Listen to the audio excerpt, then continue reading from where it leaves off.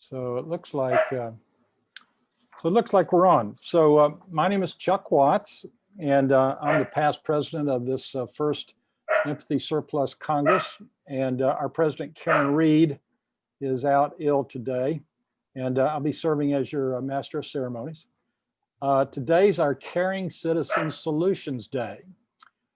Each month we pause our collective thought leadership education and focus on the values of service and community and cooperation. Children are shaped by their communities. They learn mutual responsibility by observing as well as cooperating and in service to others in their communities. Our motto is caring citizens are the solution. So it's important to us to hear how fellow caring citizens respect, protect, and promote human rights in their spheres of influence. Today we have three speakers: Abir Sassi, CEO, Abir Advisory in Tunisia; Wisdom Khawalala, Information Officer, Child Legacy in Malawi, and also half owner of Empathy Surplus Limited in Malawi. And our keynote speaker, Dr. Jackie Acho, president of the Acho Group. And before I introduce them, I'm going to ask Anita Lewis and Miriam Spate, both past presidents of our Congress, to lead us in our recitation of the four empathic activities, and to share briefly why caring thought leadership training is so important. So ladies, let me pull that up, and we can get started here.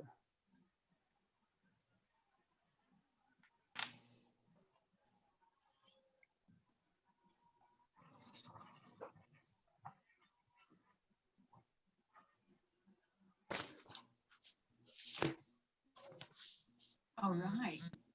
Okay. Our Empathy Surplus Congress is a community of practice. Every day we promote the idea of a government of, by, and for people, progressive markets, mutual responsibility, stronger people, and better futures by practicing four empathic activities. We inwardly digest and use the latest insights of George Lakoff to frame daily caring conversations to promote human rights. Invest in weekly congressional hearings about Dr. Lakoff from Dr. identify caring policy directions. Implement our caring policy directions through partnerships with ethical business, effective government, and other caring society organizations. Invite others to join us and promote a politics of care.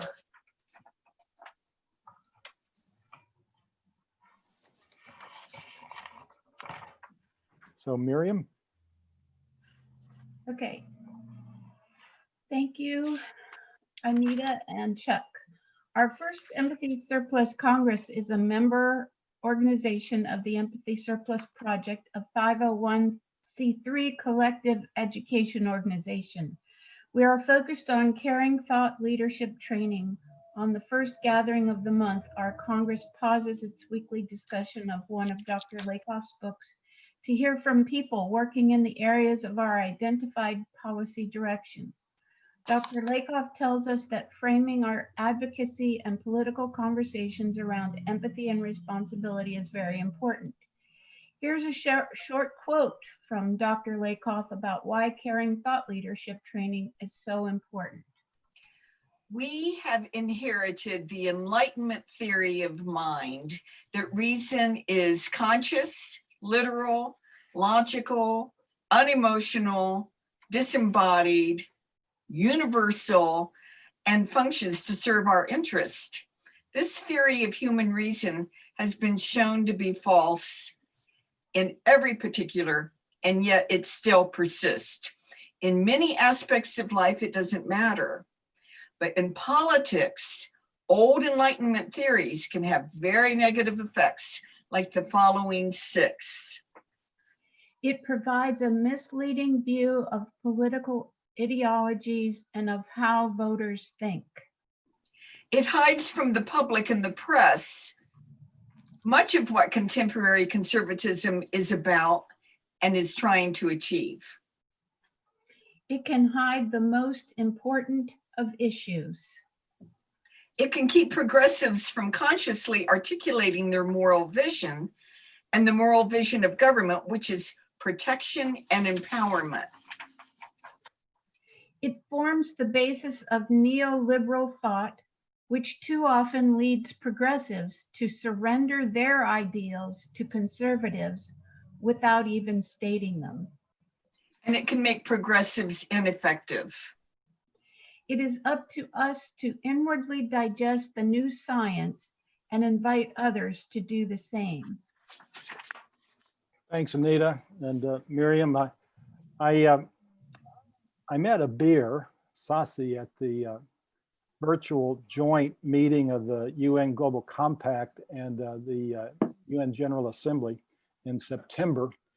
And Abir lives in Tunisia, and she's been visiting our Congress. And today she has 5 minutes to introduce herself more fully and tell us how she promotes empathy and responsibility in her sustainability work at Abir Advisory. So I'll alert you, Abir, when you've got about 1 more minute, but you've got up to 5 minutes.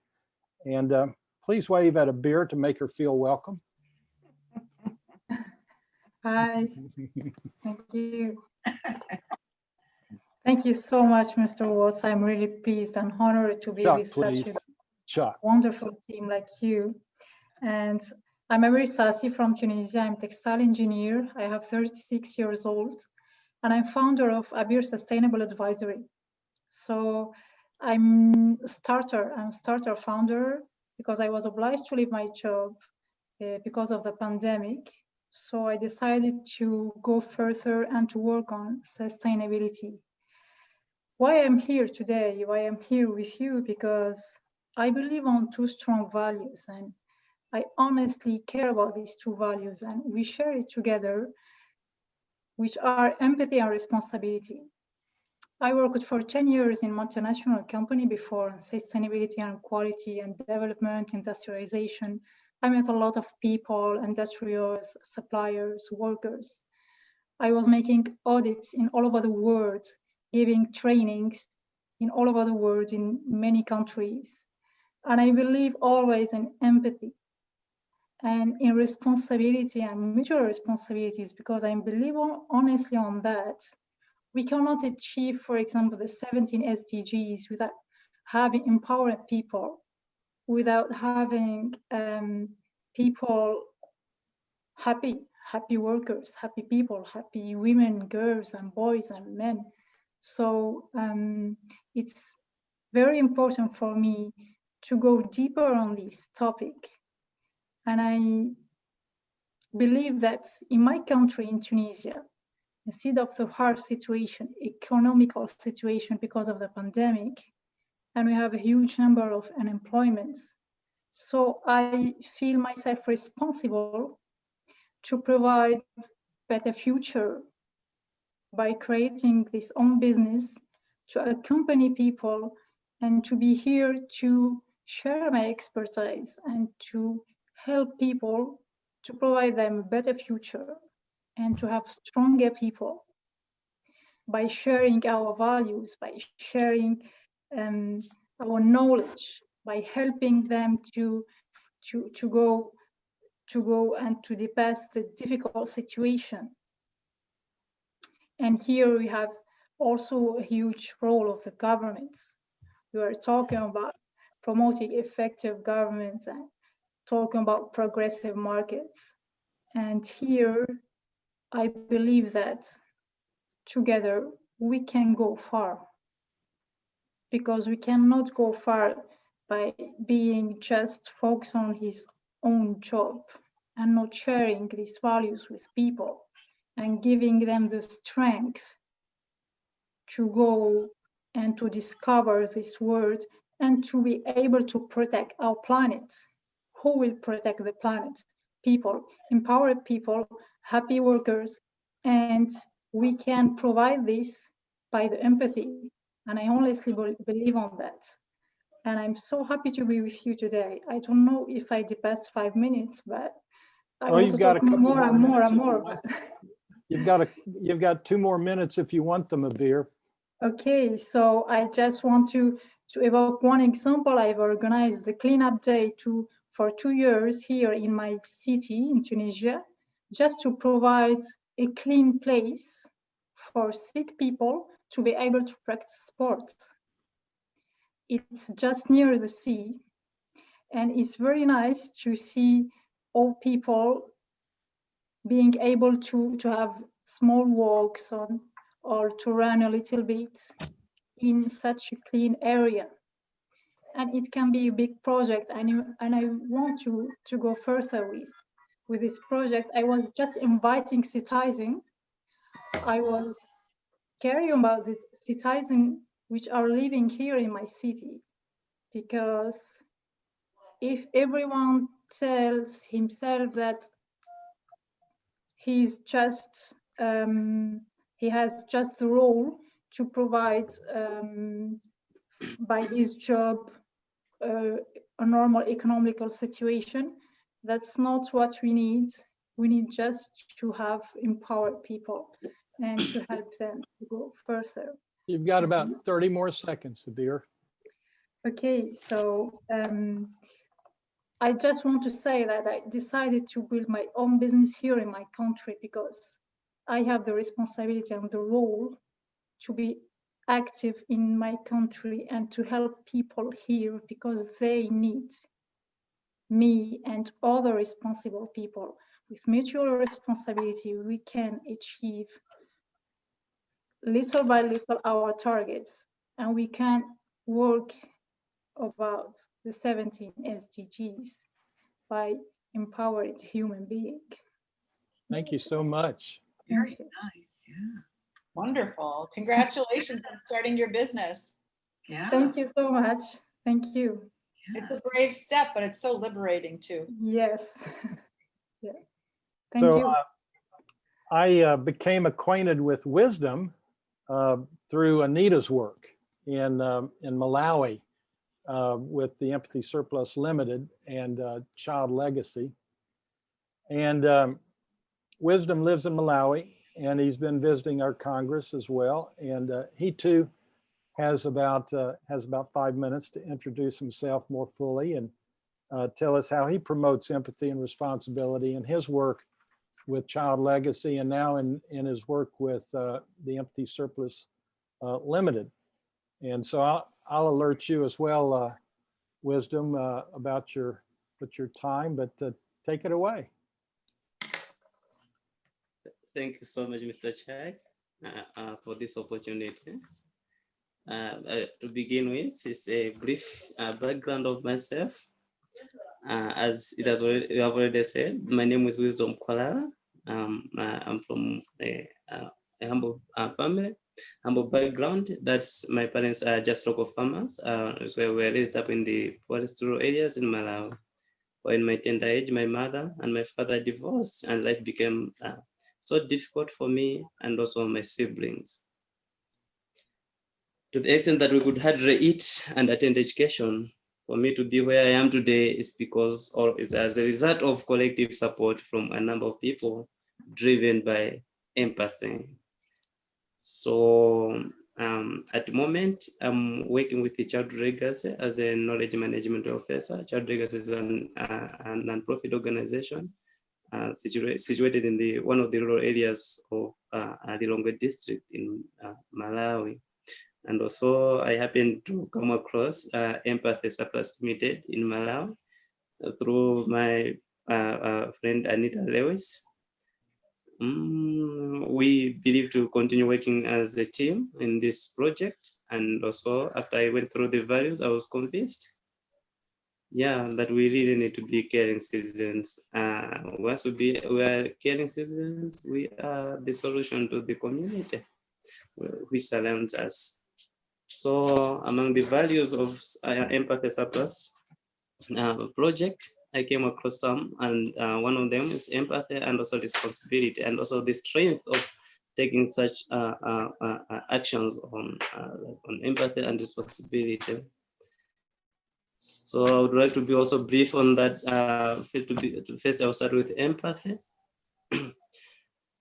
Through my understanding and my knowledge and what I've gone through based on the experience, I believe that each action we take as an individual is a seed, which creates the future that is to come.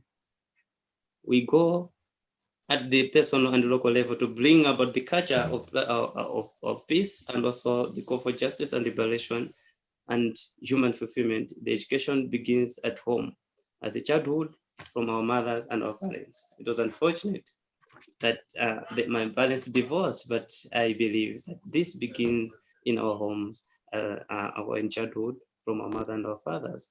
Because I've been in difficult situations, I know that what it means to have nothing. I put myself into other people's shoes. For instance, I'm helping a crippled man who has been suffering from polyarthritis for over 20 years. I've also helped him building a house and helping him with other family necessities.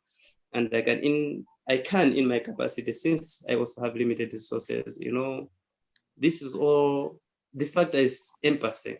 We feel what others feel. If we feel what others feel in the community and put ourselves into their shoes, we'll be able to understand them and take an action. That is part of the responsibility I'm heading there. I've been also able to pay school fees for about four secondary school students. Those are my the non-relations. They're not my relatives in the community where we're working. Child regards. They are, because they were like school fees. My sisters and I, of whom I am the oldest, situations have really taught us and raised me in a principle of sustainability and the importance of community building, helping me realize that we are born to live a useful and meaningful existence. Helping me realize that we are born to live a useful and meaningful existence. We are meaningful, we live a meaningful and useful existence when we put ourselves into the shoes of others. That is what we understand about the empathy, and it has really guided me and helped me. And when I saw this value at value at the empath surplus project, I said, "Wow, this is the right place, right community. I have to be part and parcel of."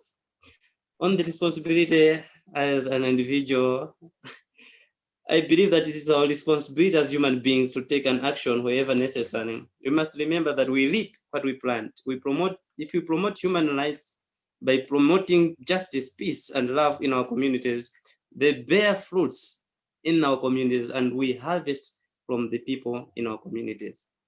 What we promote around us or around our areas is what we reap from those communities. And we are the creators of the present and the future. For instance, Wisdom, 30 seconds. Yes. Okay. We are the creators of our present and the future. That is important that we educate ourselves to be about intentional beingness as persons and collectively. As a citizen, I acknowledge my responsibility for the planet and for humanity, and take responsibility for our individual and collective actions to reach a just and sustainable world, which does not maintain the system of global oppression, but act to create the change we want to see in the world. We have the power and capacity to drive change that is both personal transformative, aiming at decolonizing our minds, and visible within collective community and political actions, and realizing that it is difficult and sometimes painful process for many of us. Together in humility, we can start a journey of transformation and develop a common vision that we believe will drive a fundamental shift in our world. The way we work in our organizations, Wisdom, it's time in our to, society, it is a time belief. to wrap it up, Wisdom. Thank you so much for this. You're welcome. Thank you. You're welcome. So I So, wish it would be 10 minutes. so does anybody have any brief comments about what we've heard from Abir or Wisdom? I'm just really inspired by what they're doing and that we're having a global conversation today. Yeah.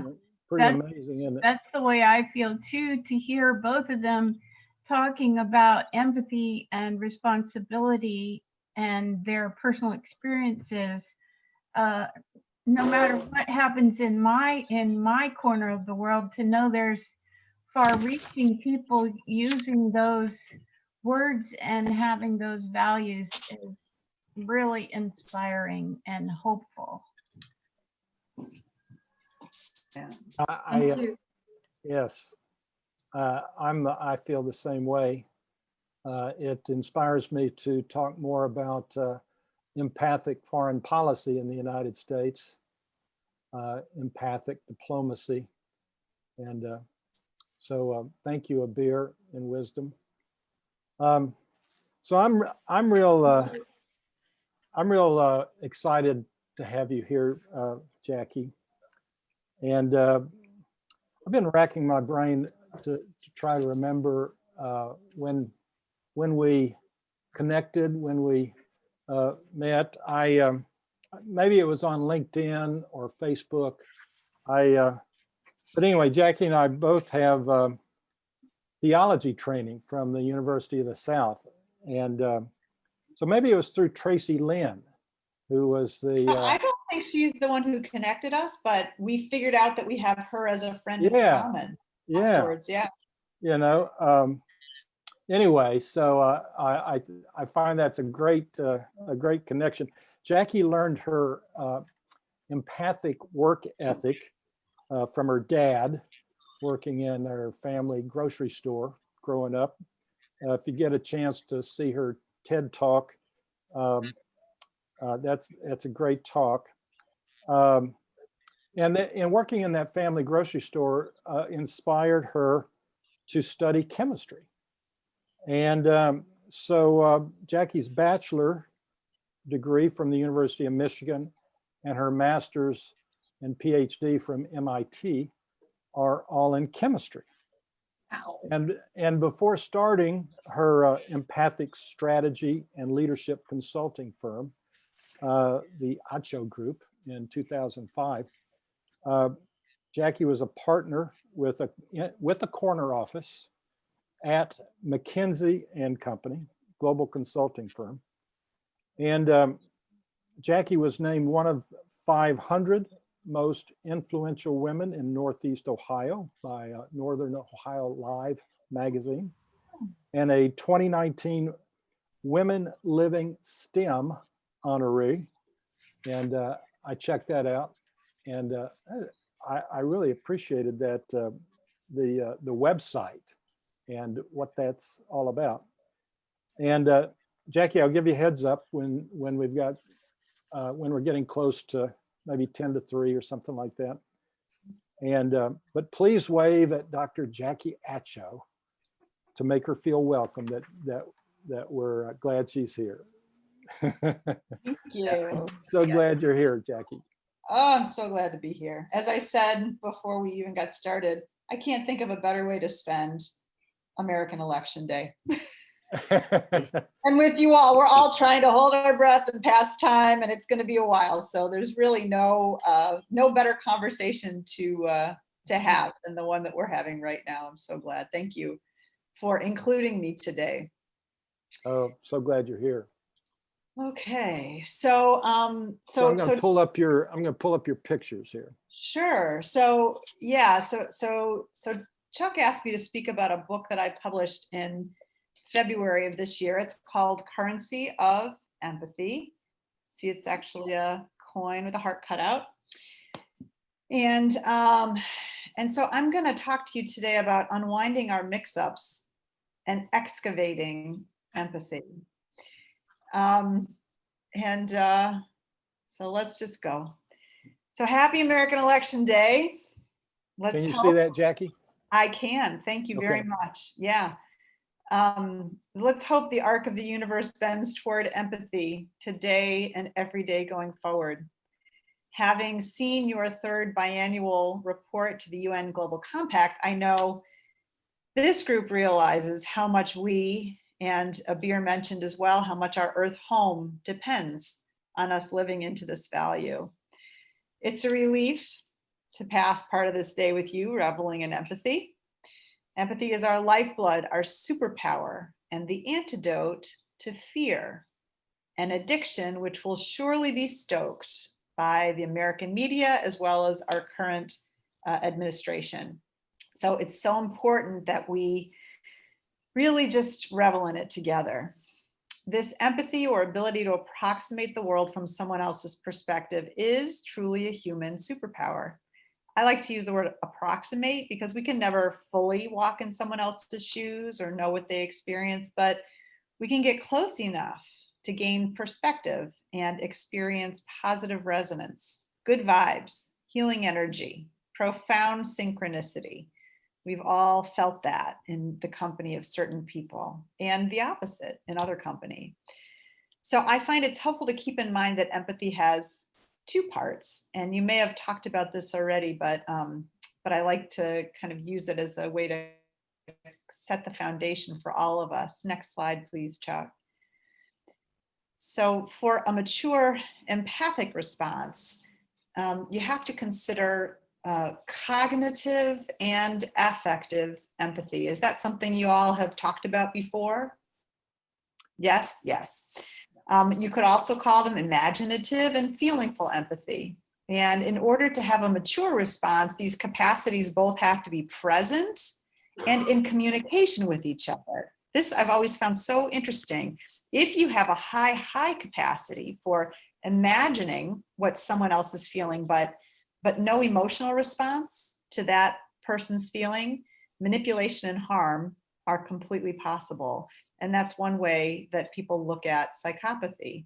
If your feelingful empathy tells you that something is wrong, but the prevailing myths in a society tell you that it's okay, then you're left with the choice to either go against the grain of society or injure your conscience. And this is what happens all the time: hierarchy, competition, and I think especially the American dream of rugged individualism brings about this challenge for our citizens and also the world that we have greatly influenced over so many years. So this relates in a cognitive dissonance, not resonance, and leaves us in a situation where so many human rights are trampled, justified by wrapping those wrongs in conservative values. So how did we get so mixed up? Let's start at the beginning. And this is something that Wisdom was talking about. Our capacity for empathy is built on the foundation we got as infants. Oh, you anticipated, Chuck, thank you. Before we were even able to communicate with words. So take a look at that beautiful baby. Are you feeling sleepy? Anybody? A little bit? Picking up yawns is one of the most primitive forms of embodied empathy. And when we were infants, this kind of body-to-body communication was all we had. And hopefully, as Wisdom was talking about, our parents and caregivers understood us so that our affective empathy could grow. That's where the most ancient emotional capacity for empathy is set. The foundation, at least, is set. And here's the interesting thing. It's a two-way street. Next slide, please. Research has shown that caring for children, hands-on caring for children, grows empathy in the parents' brains as well as the children's brains. Now, this shouldn't be a surprise that caring for other human beings grows our emotional capacity. Any grandmother could tell you that, right, Miriam? But now we need experiments. So in any case, we've got some good research, and it's a two-way street. Parenting actually grows your empathy as adults. And I know this from the inside out. So as you heard, I was educated in science. I studied chemistry. I went on to a global consulting firm. I bought into a lot of the sort of prevailing processes and systems around business and good sort of shareholder value and all of that. So after so many years of scientific education and high-powered business, next slide, please. These are the guys who helped me excavate my own capacity for empathy. So these are my kids. That's Sophie and Grant. And I think Sophie was maybe, well, they're 18 months apart and he was an infant. So she's about 2 and he's, a handful of months old. Sophie's 18 now. We just moved her to college in August. She's doing great. And Grant is 16 and he's driving. So they're growing up. But these are the guys who helped me excavate my own capacity for empathy, which I really needed at that time after all that education and business experience. So it's profound on this election day to consider some of the things I wrote in the 3rd chapter of my book, Currency of Empathy. So it's after lunch. Let's keep everybody awake. Let's start with sex. The biology of creation of a human being is a 50-50 deal. Actually, this is true of most sentient beings unless you're this guy, a Komodo dragon. Of course, there are a lot of beautiful and loving family constellations raising children, but what I want us to consider for a minute, because I am a scientist at heart, and the kind of scientist actually who really just revels in the design of it all. It's just incredible. So I want us to consider for a minute what a profound co-creative partnership of cells it is to create a human being. It's an amazing template, really, this idea of co-creation. We're built for it. It feels great to us. It's just that we usually don't follow it. Across space and time, it's women who have disproportionately cared for children. There's nothing inherent in men's biology that makes them incapable of caring, yet we box men out, and they box themselves out. It has a cost that's hard to ignore. And with apologies to the men on this call, but the statistics show men do commit way more violent crimes, and they outnumber women 2 to 1 on the 0 empathy personality disorders of psychopath, narcissist, and borderline. Leaders of all genders are too busy climbing the ladder to do the seemingly mundane work of childcare, so they too are stunted in their empathic growth. So it's no wonder decisions get made without the future in mind, because leaders are not connected to the voices of the future. Without getting too political, no matter which candidate you favor in the US presidential election, there's widespread agreement that President Trump has a profound empathy deficit, and former Vice President Joe Biden has empathy in spades. So it's interesting to think about how they got here. From what they and their family members have shared, early childhood left both men with a very different foundation for empathic capacity. Then they grew up. President Trump, by his own admission, chased money, women, and personal notoriety. He didn't spend time practicing empathy as a contact sport, rocking babies, changing diapers, or playing on the floor with any of his children or grandchildren when they were young. He brags about not having done that. On the other hand, you probably know Joe Biden went through unimaginable loss when he was 30 years old. A car crash killed his wife and their infant daughter, leaving him as a sole parent to his young sons. They were only 2 and 3 at the time.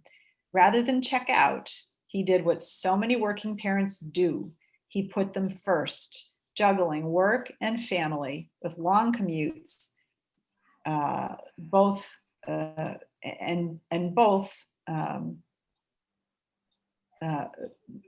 commutes and coming back to take care of the kids.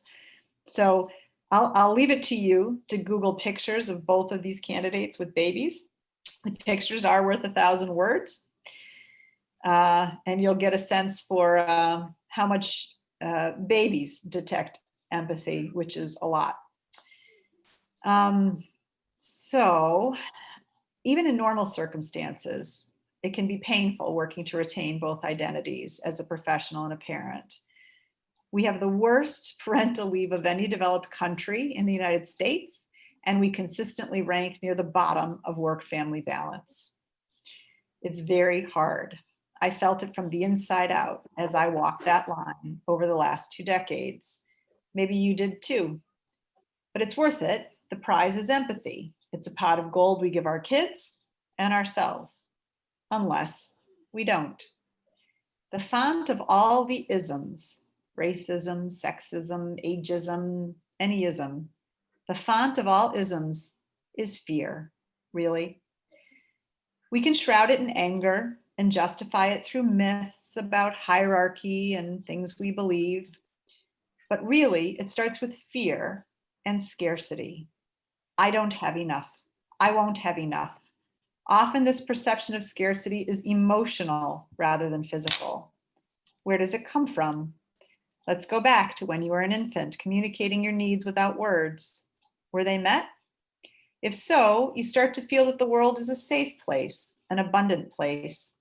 If not, you start to feel the opposite, and your capacity for empathy is challenged. How can you connect with others when the world is scarce and unsafe? Boys can feel a special loss when fathers leave the caring to mom. As we grow, there are chances to grow empathy, perhaps including time raising your own children. But if you are boxed out by work, by societal expectations, by your own insecurities about your identity, or even your lovability, you will invest little time in caring. Your empathy bank will be overdrawn. The emotional scarcity can be overwhelming and real for you, even if the physical reality is that the world can be abundant for everyone. So in that case, it becomes us versus them, men versus women, white versus anything else, straight versus gay. These are the isms. They take the original mix-up about hierarchy, that one person is better than another, or that certain people have earned the right to boss other people around. It's a mix-up. They take that original mix-up of hierarchy, then add the feeling of scarcity and pit us against each other, shutting down the flow of empathy that would be otherwise filling our emotional bank. As awful as it is to be on the receiving end of the isms, of these mix-ups, it's also really, really sad for the people who are stuck in the mix-ups. Their very identities are at stake. And this is what we see in America today. And it won't resolve quickly with any president. How people vote is really a symptom of how they feel. So this currency of empathy, now the next slide, please, Chuck. Thank you. It's a virtual cycle. It takes a minute there. So empathy is the missing link to the two things most organizations have been unsuccessfully chasing for decades: innovation and inclusion. So why does empathy help with innovation? Because innovation is change, and change triggers fear in us human beings, even when it's good. The only way we can really move through fear is together. I think Abir was talking about this too. In that way, empathy helps us be courageous and resilient. It's a myth that anyone is courageous or resilient alone.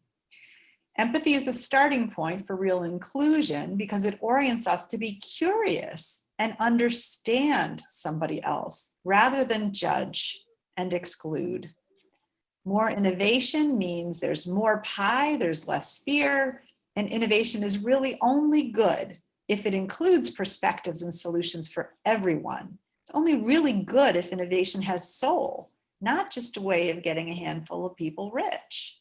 So that's what the currency of empathy can do. So the opposite cycle, next slide, please, is also self-reinforcing. Jeremy Rifkin, who's an American economist who wrote a book called Empathic Civilization. It's a tome of a book, but it's very wise. And I think he published it probably a decade ago. He's spoken about there's this race going on globally between empathy and entropy. And you can think about entropy. Entropy is a sort of, as a chemist, I appreciate the concept, meaning chaos. It's about chaos, but it's also unchecked growth of stuff, money, stuff, unsustainable stuff. Without empathy, innovation is really exploitation, driven by greed. That dynamic sets us up for growing inequality and divisions. And then fear drives competition instead of inclusion, which reinforces perceived and real scarcity, low quality and sometimes toxic products, and yes, even disease.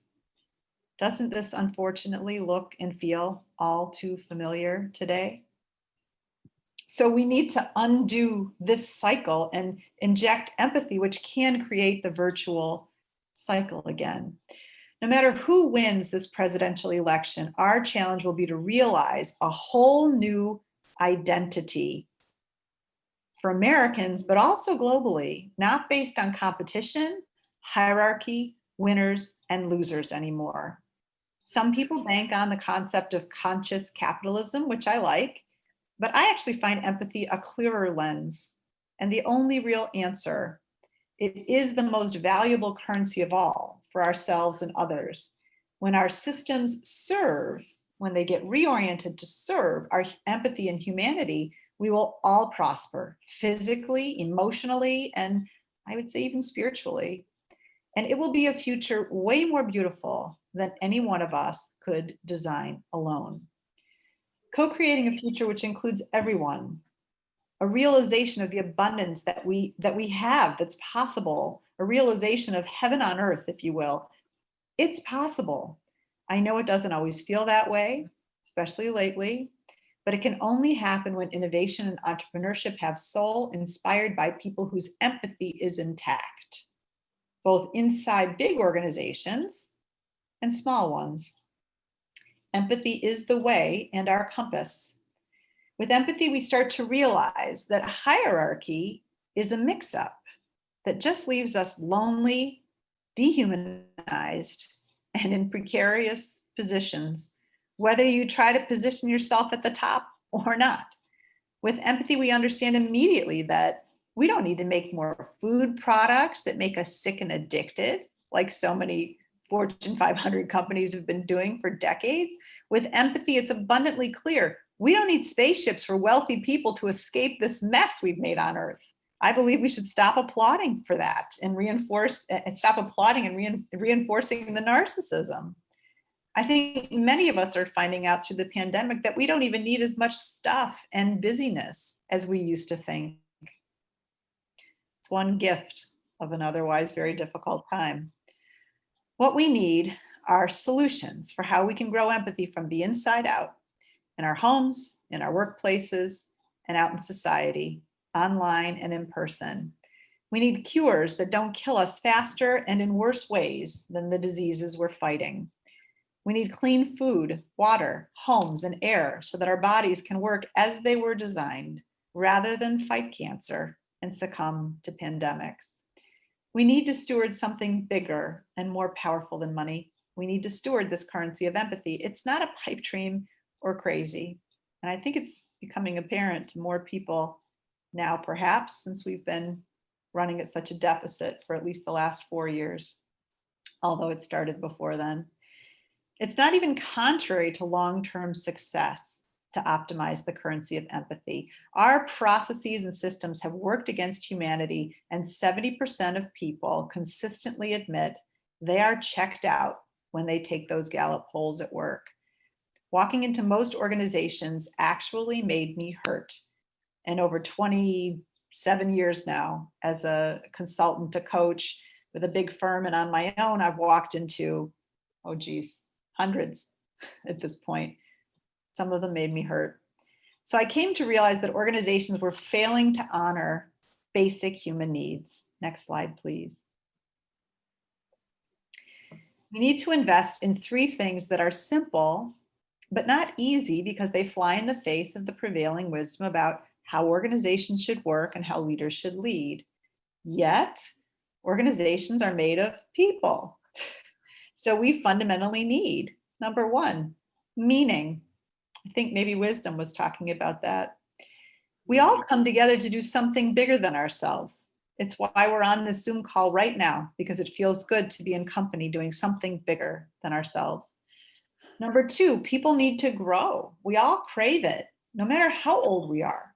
We crave learning and growing and developing and evolving our souls.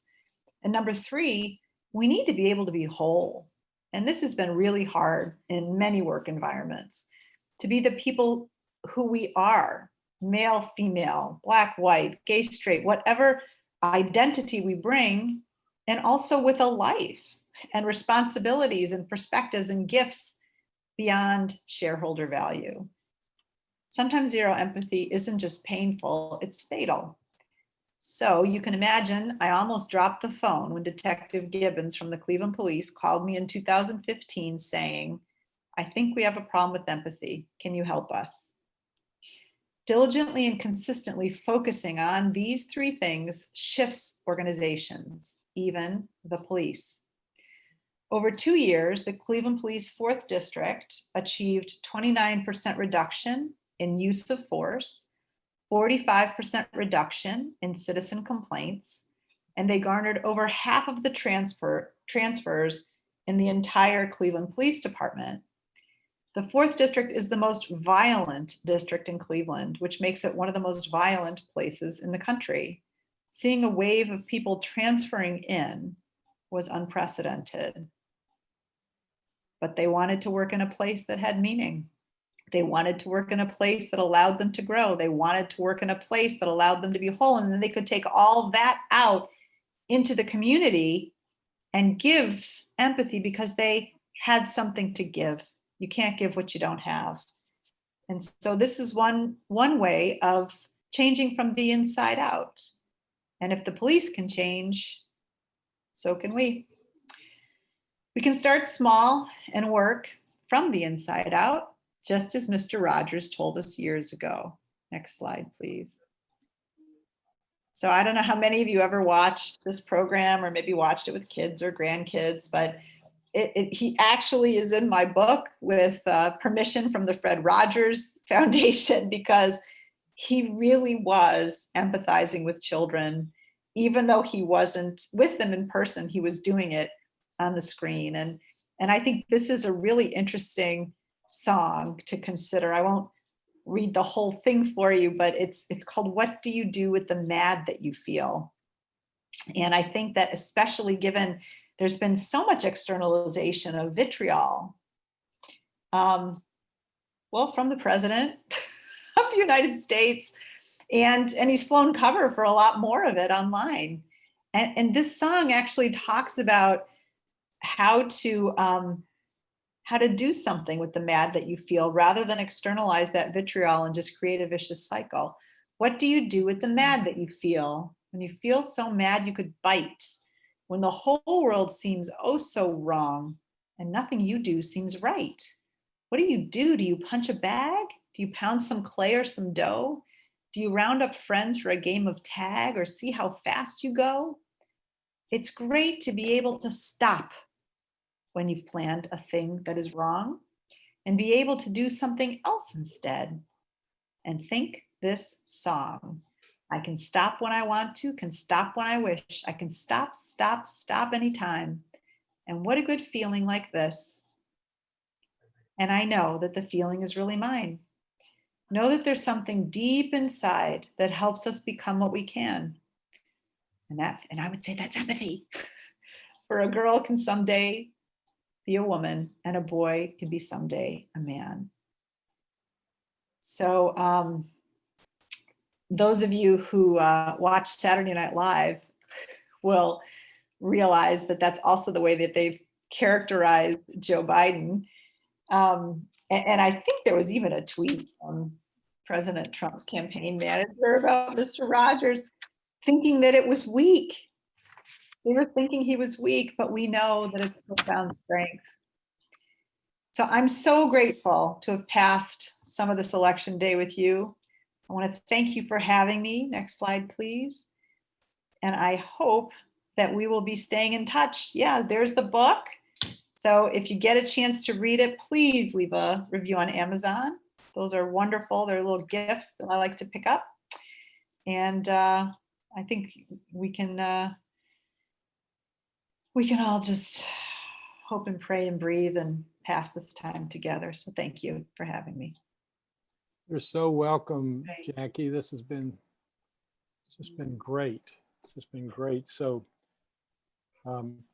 questions for Jackie.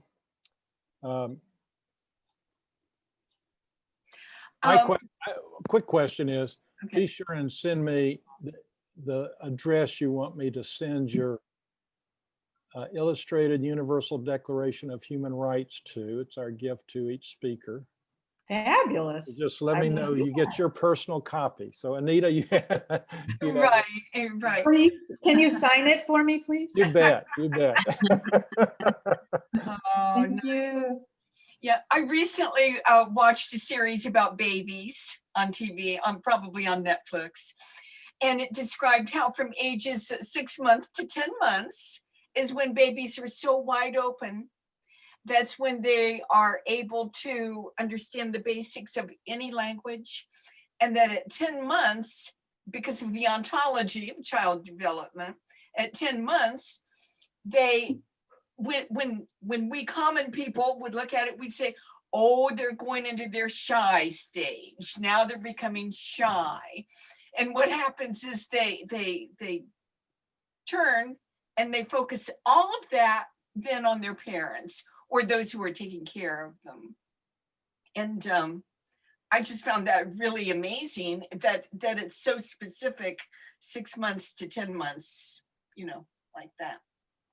There's so much in child development. I wish I had understood more when my kids were little because it's utterly fascinating. You know, people think it's so mundane, but it's utterly fascinating. The growth in their brains is incredible between 0 and 2, especially. So yeah, the people who are, you know, understanding that and can help us interact with the kids, which I did have some coaching from a preschool here with my kids, which was part of how I could listen to them and rearrange, you know, how I worked. I ended up starting my own business so that I could work around taking care of them, but still, you know, still have a business. And it was amazing to me, and it transformed me. Jackie, I'm interested in how you made the shift, or maybe you never made the shift. Maybe it was always this way, but from chemistry and business to this focus on a specific part of the human condition. So I was probably a very empathic kid. And, you know, I joke that it got beaten out of me through education and business experience, but that happens actually, because habitually that's where some of the cognitive dissonance seeps in, right? So about my 3rd year of graduate school, I'd had the experience of designing research and publishing and speaking, and I was walking home, and it just hit me. I felt like I hadn't done a good day's work in a long time, because so much of research is very, very small, and so much of it fails. And my dad, part of the reason why my dad was such an inspiration is that when I worked in the grocery store, at the end of the day, he would say, "What'd you do today?" And I would run through a litany of what I did. And he would say, "Now that was a good day's work." So I've always had this compass. And I think Abir talked about being useful, or maybe it was wisdom. I can't remember, but somebody talked about being useful. And I wanted to be more useful. I wanted to work with people. I wanted to work on problems that were more people-centered. So that's when I shifted into business, which was a great move for me. And then around 2008 is when I had been doing strategic and visionary work with all sorts of clients for many, many years, some amount on my own by then. And I just noticed that there was a difference between organizations that could accomplish something special and the ones that couldn't. And I started reading about empathy. The first book that I read, which was eye-opening, was Simon Baron-Cohen's on Empathy and the Origins of Cruelty, The Science of Evil is the title. Wow. The beginning is actually really, it's hard. The beginning is hard to get through, but it's profound. And what he did, he's a neuroscientist. He's actually Sacha Baron Cohen's cousin, but it's not a funny book. And he, what he did was he made this soft science, there you go. He made this soft science hard and practical for me. So it sort of triggered me, the scientific part of me. And I started thinking, wait a minute, this is the variable that I'm thinking about. And so then I started reading more and more and more. And there's been so many wonderful people doing work on empathy that I got a hold of everything and voraciously read it all. and started speaking more about empathy and started writing about it. I started blogging about it in 2008. And then my consulting partner, Monica Tanase-Coles, and I developed an organizational diagnostic that we've used with many clients, including the police. Because I decided I didn't want to make any plans that organizations couldn't realize anymore. And if I could get their currency of empathy flowing, they would make great plans for the future. That's what they needed. I know when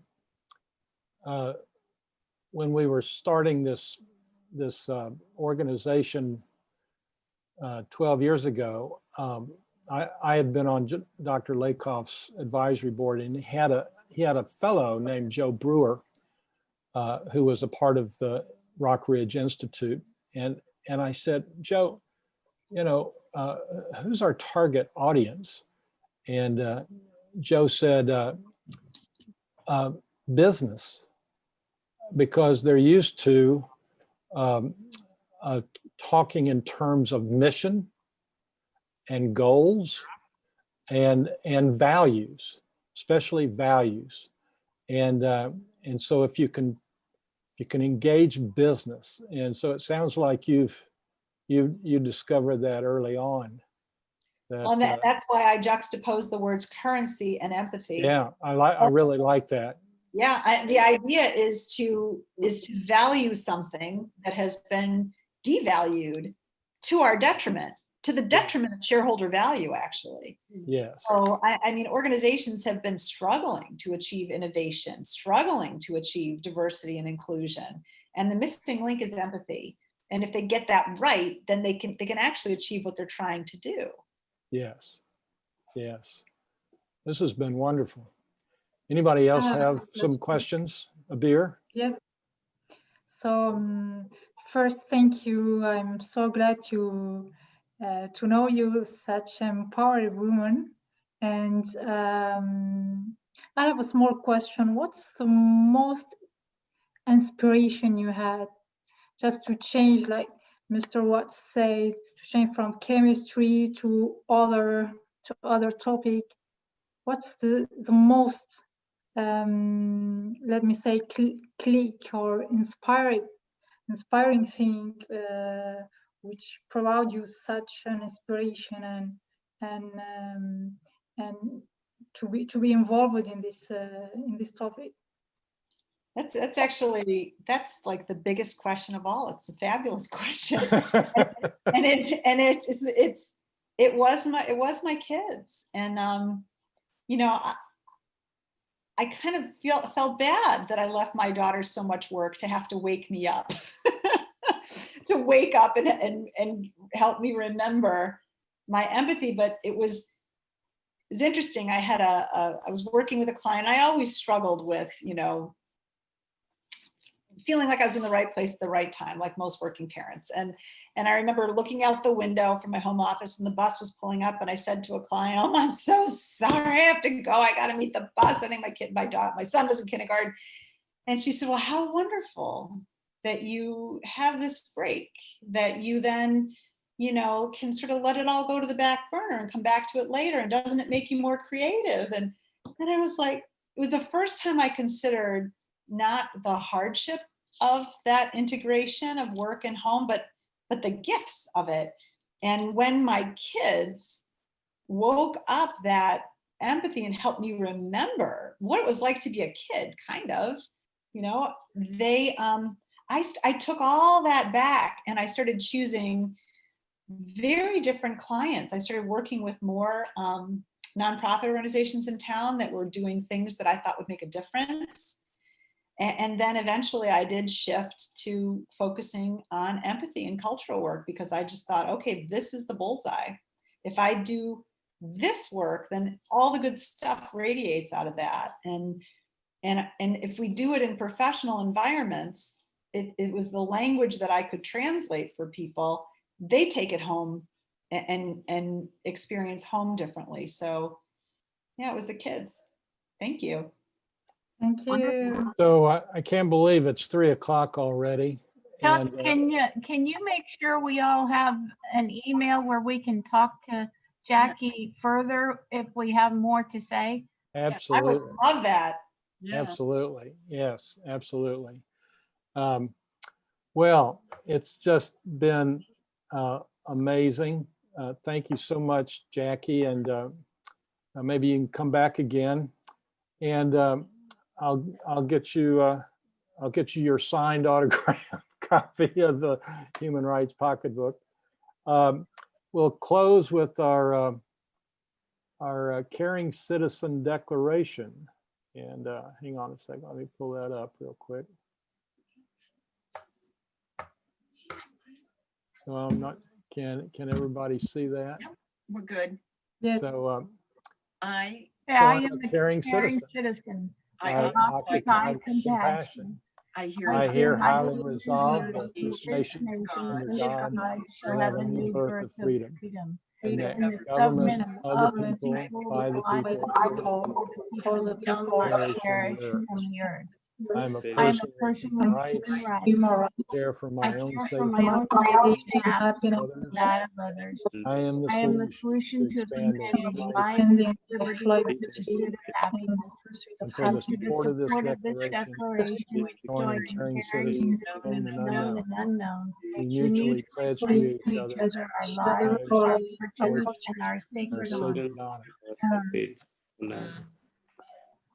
Thank All you. right, well, we're here every Tuesday at 2, and currently we're studying a book by Dr. George Lakoff entitled Your Brain's Politics. There it is, Anita has it up.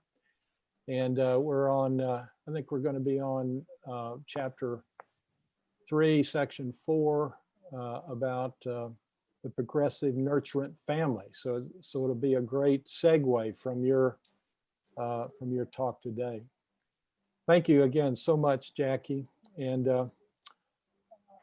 we'll have to say goodbye. Thank you. Everybody, Thank you all. wave to Jackie. Goodbye, Jackie. Thank Bye. you. Bye. Thank you, Abir. Wisdom. Good care. Thank you. Thank you, Anita. Thank Thank you, Jackie. Bye. Bye, Abir. Bye, Thank Wisdom. you. Bye. Abir. Bye. Thank you. Thank you. Bye.